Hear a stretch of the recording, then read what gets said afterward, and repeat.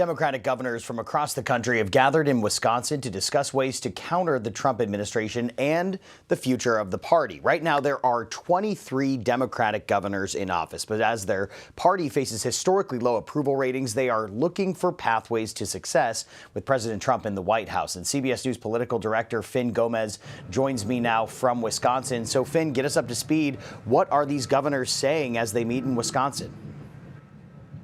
Tom, greetings from beautiful Madison. Yeah, there are a group of Democratic governors coming here to this policy meetings here in this battleground state.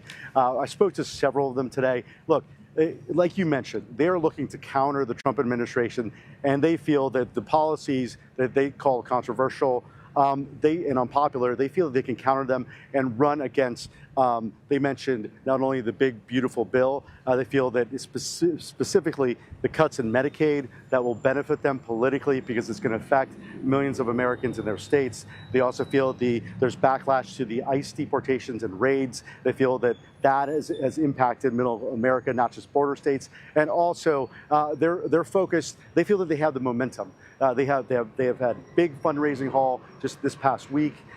And you mentioned some of these key states. It's two critical gubernatorial races this year in New Jersey and Virginia. But next year, the midterms, Tom, they're looking at over 30 races, I believe 36 races where they will have Democratic candidates running. And they feel that they have the momentum as of July 2025.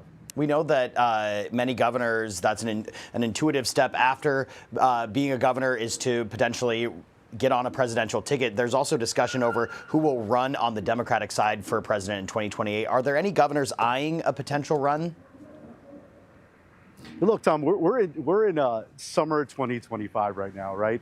And yet that is a topic of discussion that we're hearing in many Democratic circles. And at top of mind of those discussing 2028 potentials, they're looking at governors, Democratic governors, and there were several here today. I did speak, one being Andy Beshear, the Democratic governor for Kentucky, as well as Tim Walz, if you recall, the vice presidential running mate to Kamala Harris. And I specifically asked Walz about Harris's decision not to run for governor in California, but also about her potential to run again for a third time in 2028.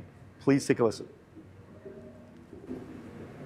Well, she's been a great governor. I talked to her about it, and we talked about what it's like to be a governor. But if this is the right decision for her, and as I've said, that I think Kamala Harris would make an outstanding president. I think we would not be in the mess we're in right now. And if she chooses to run, that's good for the country.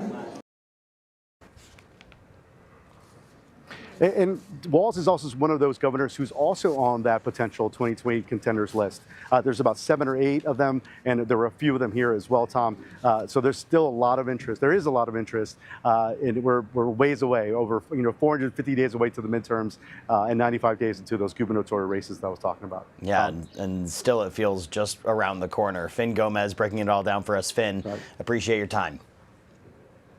Thank you.